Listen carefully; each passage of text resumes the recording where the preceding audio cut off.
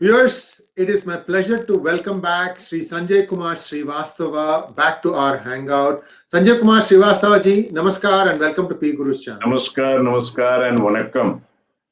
Vanakkam to you, sir. And those of you who may not know, Srivastava ji cut his teeth in Madurai when he started his work at Chennai and Trichy. Chennai and Trichy, I'm sorry. I take that back, Chennai and Trichy. And so he is conversant with the Tamil a little bit. I can understand little bit. Yes. So today's topic, as you have probably guessed, is NDTV. NDTV frauds version 2 was essentially around how a certain finance minister / home minister harassed Mr. Srivastava for doing his job. Now, if I look at what is happening to Mr. Prannoy Roy, clearly, the government was reluctant to even impose a one-day ban despite having proof that the channel NDTV indulged in anti-national activities. I'm going to say it as I see it. Now, still, what is it that is happening? So if I have to try and characterize what is happening with Prannoy Roy, I am reminded of a joke that used to do the rounds when I was growing up as a college student. Picture this villain, Ajit, and he'll be telling his one of his honchos, isko liquid oxygen tank mein phek do. Liquid ise jeene nahi dega, oxygen ise marne nahi dega. So suffice to say, the parallels are very clear because Mr. Prannoy Roy cannot leave India, he cannot flee India. At the same time, he is still allowed to run his channel, however lossy or gainfully, we don't know. Its TRPs have certainly touched the ground. And yet, somehow, these people are merrily still peddling fake narratives. But that is not the main topic, but that is one of the topics that we are going to talk about. The main topic that we are going to talk about is the case of alleged sexual harassment against S K Srivastava leveled by 2 IRS officers. Now, these cases, what is the truth behind them, Srivastava ji? What do you think happened? What do you have to say for yourself? Thank you very much, Mr. Iyer, for giving me this platform. I am obliged. Regarding Mr. Prannoy James Roy, you mentioned his predicament. Yes, NDTV's TRP is at rock bottom, and still they are managing because of the contributions. One of the biggest contributor is, of course, Baba Ramdev and his companies. They are keeping NDTV afloat. Why Baba Ramdev has a preference for NDTV, perhaps Baba Ramdev can answer. Now, coming to this issue of sexual harassment. Well, there is no denying that sexual harassment do take place, and there are female officers who suffer this. They face sexual unwelcome sexual advances by their superiors. But mine is a peculiar case. The allegation of sexual harassment by these 2 female officers of 1999 batch of Indian Revenue Service, and I am naming them because they are not the victim, they are perpetrator. Ms. Sumana Sen and Ms. Ashima Naib. It's quite funny. It starts from... One quick question, sir. I'm hearing that Ashima Neb has taken voluntary retirement from service and has since relocated to Paris. Is that true? Yes. Yeah, it's true. Ms. Ashima Naib on 18th of September 2019, after realizing that her game is up, and she has been caught in her fraud, which she played even on the Prime Minister of India, the present Prime Minister of India, in his office. Put in her papers on 18th of September 2019 and gave a notice of 3 months. After notice period, she has taken VRS voluntary retirement scheme, that is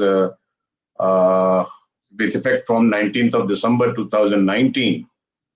And yes, she's right now in Paris, enjoying whatever she has collected over the years, certainly by faking sexual harassment against me, by playing fraud on Prime Minister of this country, by playing fraud on the law of this country, by playing fraud on the government of this country, and by acting in cahoots with NDTV and Pranav James Roy. Yes, you probably want to ask something. Yes, Srivastava ji, is it Ji. that easy for a junior officer of that rank to get a meeting with the Prime Minister? Your question is the answer. Is it that easy? No, it is not easy. The Prime Minister of India has too many important things. It is not easy for me also. In fact, I have been asking repeatedly for an appointment with the Prime Minister, which I am insisting since 2014, when this the government of the Prime Minister Modi came in May 2014. And I have not been granted one. I am 12 years senior to Ms. Ashima Neb and Ms. Sumana Sen. In fact, I got a court order directing the government to give me an appointment to the Prime Minister. And promptly, the government of India filed a case against me in the Supreme Court. And they said that, no, they can't give me appointment because Prime Minister has too many things and there are thousands of officers. So if Prime Minister gives appointment to me, perhaps all other officers will start asking and the Prime Minister will be only meeting the officers. Yes, that's a point. So it is absolutely not easy. Rather, it is not the norm to allow the meeting with the Prime Minister up to director level officers. Ms. Ashima Neb and Ms. Sumana Sen were only director level officers, after which there is joint secretary, then additional secretary, then a special secretary, then cabinet secretary. So that is the hierarchy in the bureaucracy. So obviously a director level officer should normally not be meeting the Prime Minister. But still Ms. Ashima Neb was taken to the Prime Minister, was allowed to meet the Prime Minister. So you can imagine the influence she wields or she wielded, or those who were using her, they wielded. It's a matter of absolute concern that such a junior officer was planted on the Prime Minister's office, was allowed to meet Prime Minister and play fraud, fake sexual harassment, and waste the Prime Minister's time and energy and all. So it's not a normal thing. It's absolutely exceptional and very serious matter. Yes. Now, all this started because you found out that Mr. P. Chidambaram, as a finance minister, routed about $40 million of ill-gotten money from Mr. Ananda Krishnan of Malaysia, Maxis company guy, and that money was routed through NDTV. This was what you had found out. And in this whole thing, this saga of trying to foist fake sexual harassment charges, keeping on dragging you to the court, keeping you in suspension for so many years, also telling the successor to say, Bhaiya, isko andal rakho. And then that successor tells his successor, continue to do this thing under a certain rarely used provision. They give compulsory retirement. So it seems to me that somewhere you were about to uncover like a big dung heap of corruption that was there in the UPA. And somehow that is what has found its way and shape now in this form. Sir, I know this is painful for you to recite it, but maybe you can tell how many ways they have harassed you and how this is still continuing, isn't it? Obviously, it is continuing and they have harassed me in so many ways, but perhaps since you started in the beginning, you set the agenda of the sexual harassment issue. So allow me to confine this, but since you have mentioned this, why Mr. Chidambaram was so scared. See, Mr. T. Anand Krishnan has never dealt with television companies. He has made his money from wherever he has, but it was not in the field of television entertainment or television news, etc., etc. Now, all of a sudden, one fine morning, Mr. T. Anand Krishnan decides to make an investment of $40 million in one of the bogus dummy shell companies of NDTV. Now, That a company, NDTV subsidiary, is owned by NDTV Network PLC UK, which in turn is owned by NDTV BV Holland, and that in turn is owned by NDTV. So effectively, the money is coming to NDTV, number one. Yes, your book has given the details. Yes. I given all this in this book. If you have not Yes, read you have it, collected, please buy it. Please yeah, continue. you have collected the information very correctly. So now what happening is the company which did not have even say 1,000 rupees worth of assets or no business at all, overnight that company was valued by Mr. Pranav James Roy and his cohorts at $81.6 million, and 49% of I don't know what they meant by that indirect stake. What is called indirect stake? Because as far as my knowledge of Companies Act or the corporate law all over the world is concerned, there is nothing called indirect stake.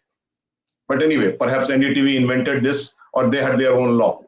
So for this 49% indirect stake, they, Mr. T. Anand Krishnan and Maxis Limited of Malaysia, they paid $40 million. I am saying this, I have said this, I am saying this again. This was the bribe paid by Mr. Chidambaram, to Mr. Chidambaram by Mr. T. Anand Krishnan through the NDTV Limited. If you remember, Mr. Chidambaram filed an affidavit in the Supreme Court saying that his rates are not that cheap, that he will take a bribe of 10 lakh rupees through his son. He was right. His rates are not that cheap. He collects a bribe of minimum 100 crores or more. Now, what Mr. Chidambaram has done, he has taken a bribe of $40 million from Mr. T. Anand Krishnan. That money was needed to be brought in from Malaysia. You cannot bring the money in a pouch. You have to bring it through some routine or some mechanism. So that mechanism was found out that bogus shares of a bogus company were purchased on paper. See, the catch is that after purchasing and paying the money, T. Anand Krishna has not bothered to inquire about that company of which 49% is owned by him and his companies. Now, any investor, if he makes an investment for the 49% shares of a particular company, he will be concerned with that company. Mr. T. Anand Krishnan did not even ask for a single director on the board of the NDTV subsidiary. Can you imagine you are sitting in USA? Can you find out? Yes, So, that is the viewers, this is the money trail, and it's on page 76 of this book, NDTV Frauds V2. Because you need to read this. How cleverly the money was layered into India. Unbelievable, mind-blowing. Sir, please continue. Yes, and the unfortunate part is this $40 million has not been investigated so far, neither by the Income Tax Department, nor by the Enforcement Directorate, nor by the CBI. The FIRs by CBI are rotting. The ED cases is somehow not progressing, though ED is now headed by one of the best officers we had in our ranks. Mr. Sanjay Mishra is one of the finest and competent and a dry, honest officer. But still, perhaps there is some other issues which I'm not aware or something. CBI, I don't know why they are not acting. Why Mr. Pranav James Roy has not been arrested and subjected to custodial interrogation. That I think CBI has to answer, because CBI insists on custodial interrogation. I'm sitting before you. Even after joining my investigation and sitting with them for almost 100 hours over 15 days, they still said that they need my custodial interrogation. They arrested me, and they have been fair that way. They arrested Mr. Chidambaram also for custodial interrogation. So point is, when CBI goes for custodial interrogation for everyone, anyone and everyone, why they are sparing Mr. Pranav James Roy, I don't know. CBI has to answer this. It's very peculiar, this indulgence of CBI to Mr. Pranav James Roy. Perhaps Mr. Pranav James Roy, being a practicing Catholic Christian, has to do something with that. I mean, the problem is, right or wrong, whatever his political ideology, whatever his integrity, whether he's corrupt or not corrupt, that's a different issue. But Mr. Chidambaram remains a practicing Hindu. He's a worshipper of, goddess Meenakshi. If you remember, after he was exonerated in 2G scam by Supreme Court, the first thing he did, he rushed to the Meenakshi temple in Madurai and offered his prayers. So he's a practicing Hindu, and perhaps that makes him vulnerable for CBI, as any other Hindu is vulnerable in this country. I mean, if you want to be above law, you have to be a Muslim or a Christian in this country. A Hindu is always susceptible to be prosecuted and persecuted Well, by the law of this country. that is coming to the United States also, unfortunately. So Somehow, please continue, yes. sir. Yeah.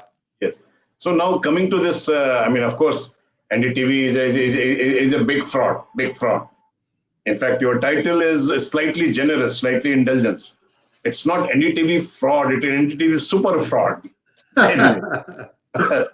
So, now, when I landed on the NDTV, because of some routine activities of the income tax department, two things happened. NDTV and Pranay James Roy were extremely arrogant in those days. He used to say that his level is that of Mr. Sonia Gandhi or Mr. Manmohan Singh. He can stoop down maximum to the level of Mr. Chidambaram, not below. Pranay James Roy was so arrogant in those days. In fact, the once assessing officer tried to speak to Mr. Pranay James Roy. He refused to come on the line, saying that I can't talk to our ordinary any Tom, Dick, and Harry government officer, even if he's the assessing officer of NDTV. I'm too big and too important a person in this country. I'm running the country. That was his arrogance and aura. So obviously, Pranay James Roy did not like it that a director level officer will start investigating NDTV. How dare he? So he immediately commanded Mr. Chidambaram, who did not have the guts or did not have the courage or did not have the character to stand up and tell Pranay Roy to get lost, which was what was needed. So Mr. Chidambaram started fixing me, but how to fix me? So they needed something. The first thing Mr. Chidambaram did on 4th of April 2006, he gave me a bogus charge sheet, which has now become history. The law has been settled. Mr. Chidambaram lost to me in the first court, lost to me in the High Court, lost to me in Supreme Court. Then he lost the review petition. Then he lost the curative petition. And most interestingly, now Mr. Chidambaram is using my stand and practicing his law. In one case, Supreme Court has a hearty laugh when he quoted that judgment, that is the stand, my stand. And judges told that Mr. Chidambaram, if we remember correctly, you were the finance minister who was arguing just opposite of what you are now telling us. He said, no, my lord, now I'm a lawyer. At that time, I was a finance minister. Anyway. So, have you considered personally filing a defamation suit like 1,000 crores against this guy? 1,000 crore will create a problem. I will have to pay the court fee. I don't have that money to. No, do it in Gujarat High Court or in Mumbai High Court. No, any high court that is called forma papyrus. You can make some symbolic payment of court fee and then file an undertaking that if you get the damages, you will pay. Right. But the law in India is very liberal in the field of defamation. You don't get any damages. Courts are very liberal that way. So, and that will take tremendous time. And I can't match Mr. Chidambaram, his money power. After all, Mr. Chidambaram, admittedly, his son has admitted once that they are worth 6 lakh crore. 6 lakh crore. That means 12 zeros on one. So I can't match those resources. So anyway, so now coming to Mr. Chidambaram and NDTV and the sexual harassment. So they needed an issue. When the bogey of charge sheet did not cut any ice, it did not help them. So next, Mr. Chidambaram, he transferred me in 2006 to Mangalore in Karnataka. Now that was totally a malified transfer, malified exercise of power by the finance minister. I went to the court and court cancelled it. So that transfer also failed. Now, so how to get rid of me? How to prevent me from, as you rightly said, that probably I was going to land on a big heap of garbage, which NDTV and Chidambaram were at that point of time in the Indian law enforcement scenario. So at that time, Sumana Sen, who was already on the payroll of NDTV, and she and her husband Avisar Sharma, they had been already paid huge amount of bribe by NDTV, for which there are documentary evidence. And if they want, they can take me to the defamation court. I will defend myself. But I am saying this saying it openly, emphatically, categorically, and with vehemence that Sumana Sen was paid bribe through the conduit of Abhisar Sharma by NDTV Limited for acting unlawfully at the behest of NDTV and for the illegal and unlawful benefit of NDTV. So Sumana Sen was roped in.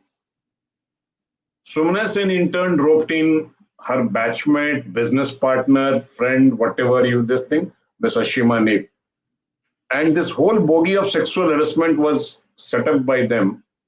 Now, how the sexual harassment takes place? If a man is harassing a woman sexually, two things are needed. One, there should be an interface.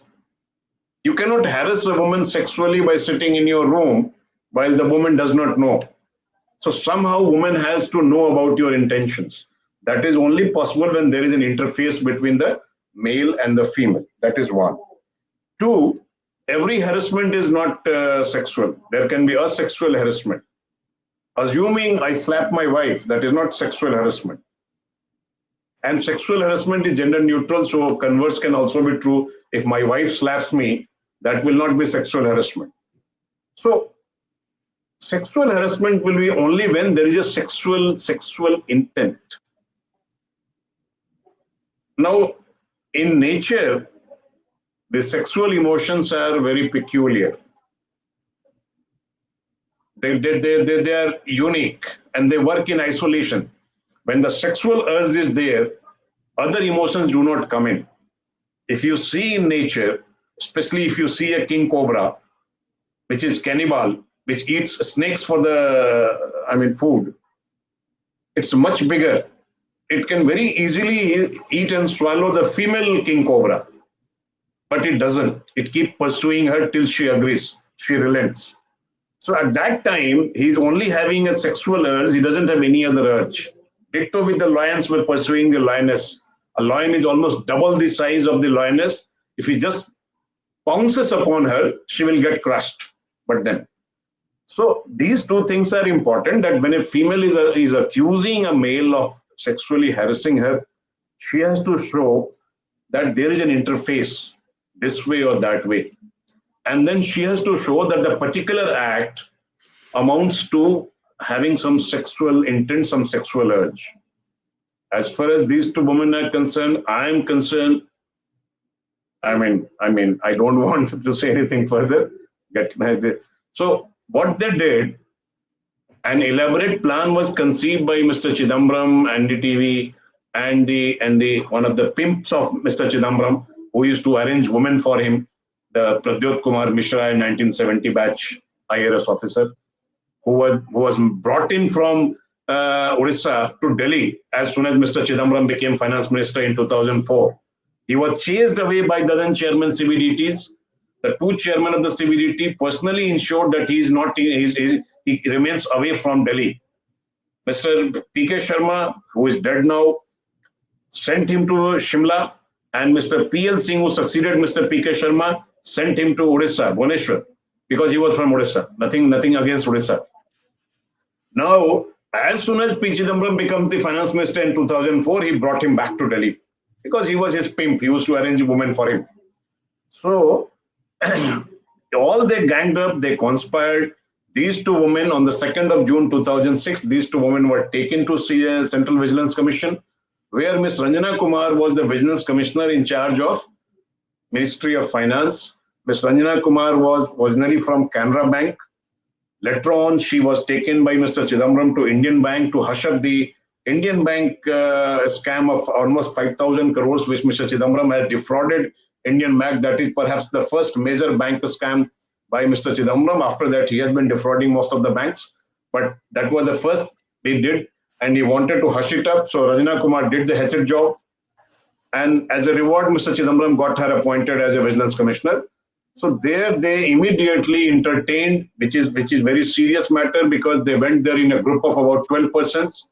In government of India, the government officers are not permitted to move together, to make any representation, to make any complaint together. Every officer has to represent herself or himself individually. So the first thing which CVC was required to ask, how come you have come in the group? Second thing CVC was required to ask, that how come sexual harassment becomes a corruption issue? It may be is issue to go to the concerned authority, which was the CBDT, Central Board of Direct Taxes. But anyway, they were entertained. Now, CVC could not do much because they had no authority to entertain a sexual harassment case. So, on the 6th of June, the same gang went to the chairman CBDT, a female officer of 1969 batch, Miss M.H. Kherawala.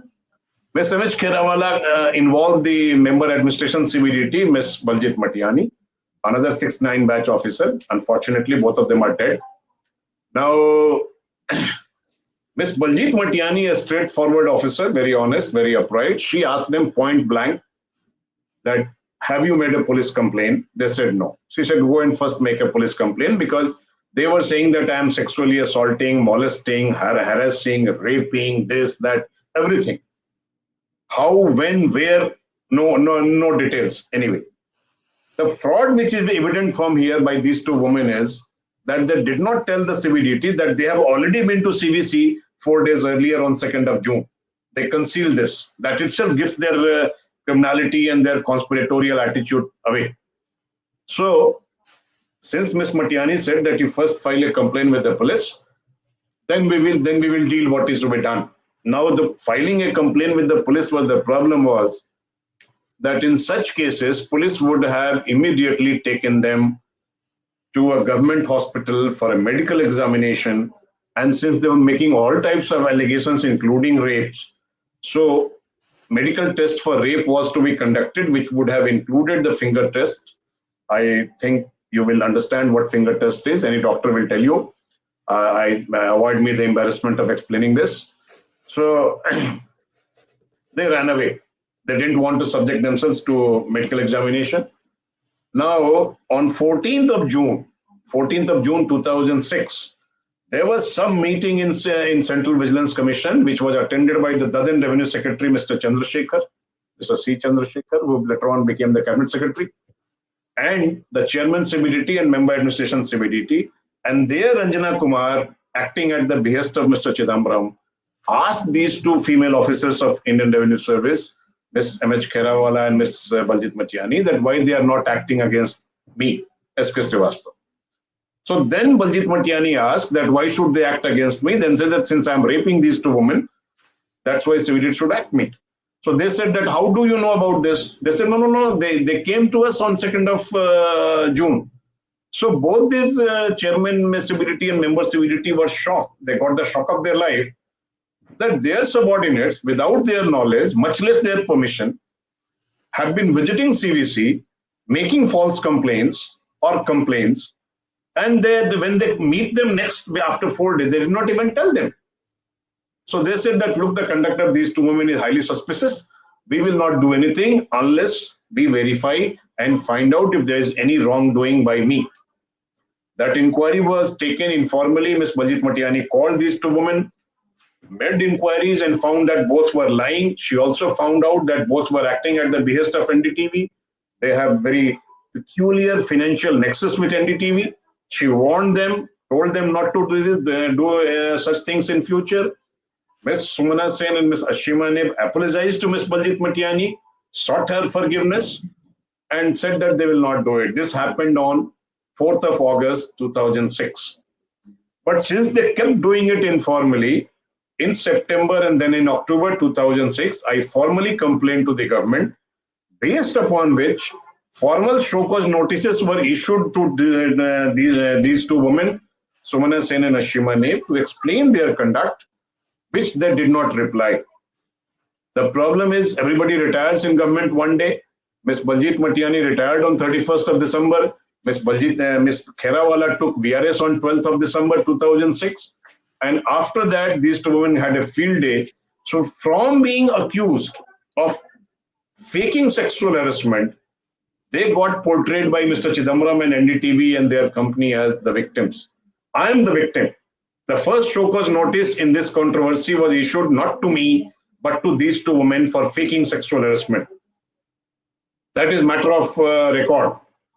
Anyway, After the retirement of Ms. Baljit Matiani on 31st December 2006, the next chairman, Ms. Indra Bhargav, was a girlfriend of Mr. P.K. Mishra, Pradyot Mishra. They used to live together. They were in a live-in relationship in Delhi.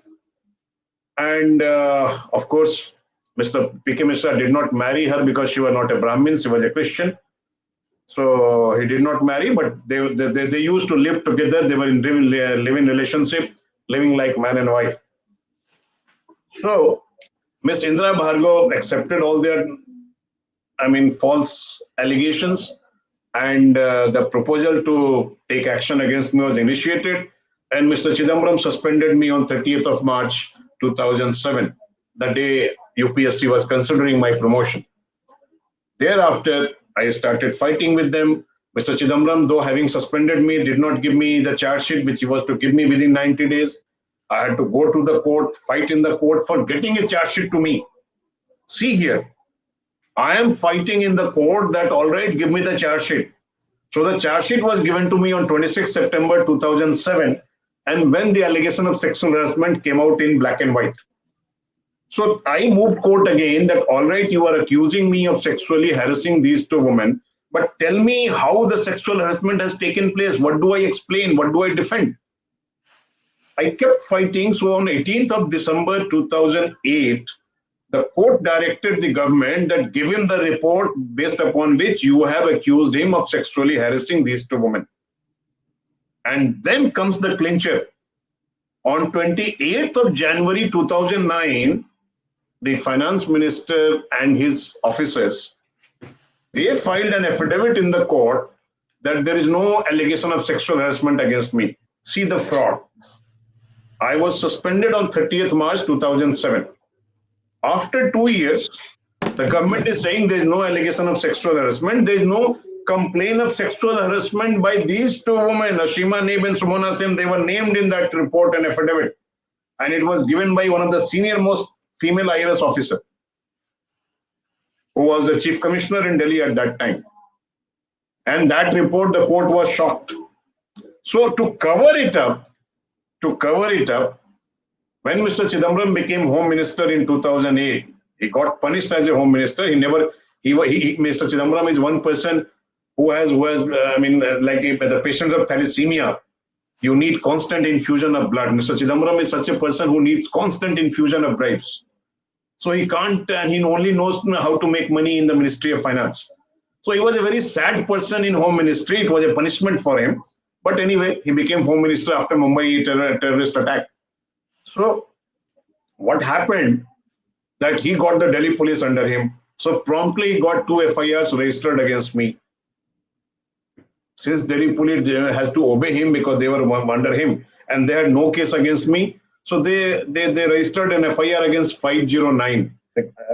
IPC 509 is a section which says in raising the modesty of a woman by word, gesture or sound. Now word, gesture or sound must be pronounced, must be stated, must be said in the presence of the woman. They never told that what word was uttered by me, what gesture was made by me, or what sound was made by me which caused sexual harassment to them. In fact, Sumana Sen recorded her statement before magistrate under section 164 CRPC that I got an inquiry set up against she and her husband for corruption. Assuming I got an inquiry set up, how it becomes rape, how it becomes sexual assault, I don't know. Let your viewers decide, number one.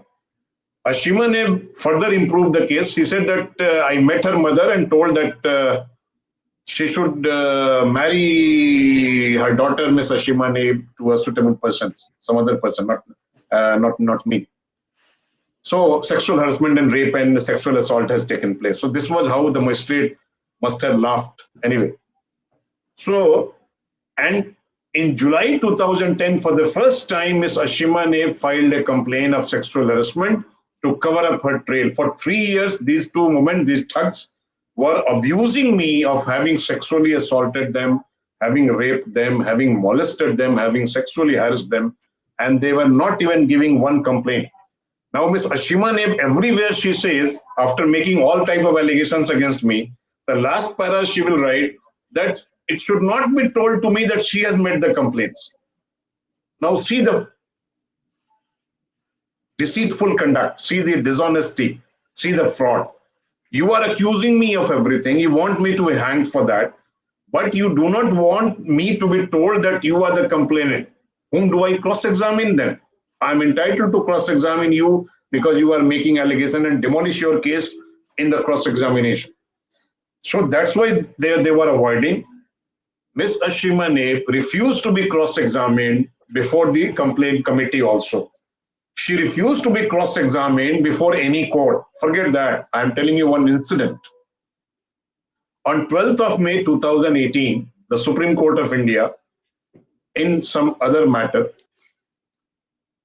said that we should sit together and thrash out our differences. Now, what was the idea? Idea was that Supreme Court of India realized that it is not a case of sexual harassment, but some other matter. They are just alleging sexual harassment, but settling scores somewhere else. So I accepted that, all right, I have no problem in discussing the issue with them. So a retired judge of Kerala High Court, who is now practicing as a declared senior advocate in Delhi in Supreme Court, retired Justice V. Giri, was appointed mediator. Since courts closed for the vacation, summer vacation, after opening of the courts in July, on 2nd of July 2018, he fixed up a meeting, asked me to come to his office at 11 in the morning, 11 a.m. Around 10, I got a message from his office that meeting has been rescheduled for 1 p.m. So I said, fine. When I went there, I found, but both these women have disappeared. So I asked Mr. Giri that, Mr. Giri, how if these women are not here, how the meeting can take place? He said, yes, I'm also wondering, but they are very adamant that they will not sit with me. I said, then meeting can't proceed, mediation can't proceed. You can't mediate, and they are not some Parda Nashin women. They are serving officers, and they are making allegations against me of rape and molestation and assault and battery and harassment and this and that. So they have to sit with me. They have to tell me what have I done, and then I have to. Then they have to allow me to ask that why they have done what they have done. So they refused. So this mediation did not take place. On 12th of October 2018, the matter came up before the Supreme Court of India. I was not in the court. These two women were in the court, and they started their drama of getting raped and all. So judges were very angry, and the judges are otherwise they must. I have no personal grievance against the judges. Perhaps they rightly got angry in the situation. Justice Kurian and Justice Nazir, I think, very fine persons, very competent judges, legal luminaries having almost 45 years of legal practice behind them, 20 years of judgeship behind them and all. So they asked that I should come immediately. So I was informed by my lawyers, and I immediately reached the Supreme Court. Now, Justice Kurian was so angry that he asked me the first thing, just seeing me, that Mr. Srivastava, will you mend your ways or we should do something? So I asked the court that, my lords, I will mend myself if I need to, but I must be told what wrong I have done for which I need to mend my ways. What is my offense? What is my crime? So this pacified the judges. They said that no, why you are not sitting with these two women and participating in the mediation. Then I said, my lord, it is just I'm the one who is ready to sit. It is they who are not ready to sit. So then Justice Kurian pointedly asked these two women that, are you going to sit with him or not? They said, no, we will not sit with him. So they said that no mediation can take place. So Ms. Sumana Sen promptly tells the court that, my lord, if we sit with him, we don't want to sit with him because he calls us prostitute. I am saying it in big inverted comma. He calls us prostitute on our face. And Mr. Iyer, with due respect and with all the regards to the Indian judiciary, which is a very strong institution, a great pillar of our democracy, The honorable judges, two very fine judges, very senior judges of the highest court, final court, Justice Kurian and Justice Nazir, they just smiled and looked through them. Your answer, you have to see the answer, that why should Indian Supreme Court, when two women are crying before them that, my lord, this man who can be butchered because he's an upper caste Hindu male, he's neither Christian nor Muslim nor Dalit nor a woman, महिला नहीं, मुसलमान नहीं, Christian नहीं, Hindu है, Hindu में भी upper caste Hindu है, male है, so anybody can buzzer him, anybody can, I mean, just crush him by driving a truck over him. And then these two honorable judges of the Supreme Court of India, they just smiled. We can certainly read that they realize that, yes, what is wrong in that? If he is calling you prostitute, you are indeed. Anyway, so that is how this sexual harassment tamasha has been dealt up. This sexual harassment in 2012 by an all but one woman member, internal in complaint committee, sexual harassment was inquired into, and both these women were found to be, I mean, making a false allegation, faking sexual harassment. Mr. Chidambaram had by that time become again finance minister, so he promptly cancelled it, set up another inquiry. I went to the court, I succeeded, orders came in 2018 that no second inquiry, the inquiry is correctly done. For 9 months, nothing happened. But when Mr. Chidambaram conspired with his friends and with his lawyer and the NDTV and these two women, etc., and they realized that after May 2019, the political patronage which NDTV has enjoyed, which Mr. Chidambaram has enjoyed, with these two women have enjoyed because of the manipulations and mischief in the system, will come to a certain end. They decided, or they conspired, to get rid of me, to remove me from the government service, because they realized that having another 5 years in government service or 6 years in government service, probably they will be taken to task. So a writ was filed in Delhi High Court by the government asking for cancellation of the lower court order for a second investigation of sexual harassment, which was immediately dismissed. Again, I think something happened, some strings were pulled up, something. After a few days, that order was recalled by Delhi High Court. Justice Bipin Sanghi was heading the bench, which recalled this order, and they said that, all right, let there be an inquiry. When I protested, Justice Sanghi made a small concession to me. He said, all right, no final orders will be passed while the writ is pending before Delhi High Court. Till it was April 2019, we are in October 2020. So full 18 months have passed. Not one hearing has taken place. Nobody is bothered for that inquiry. Nothing has been done. These women are not concerned being the victims.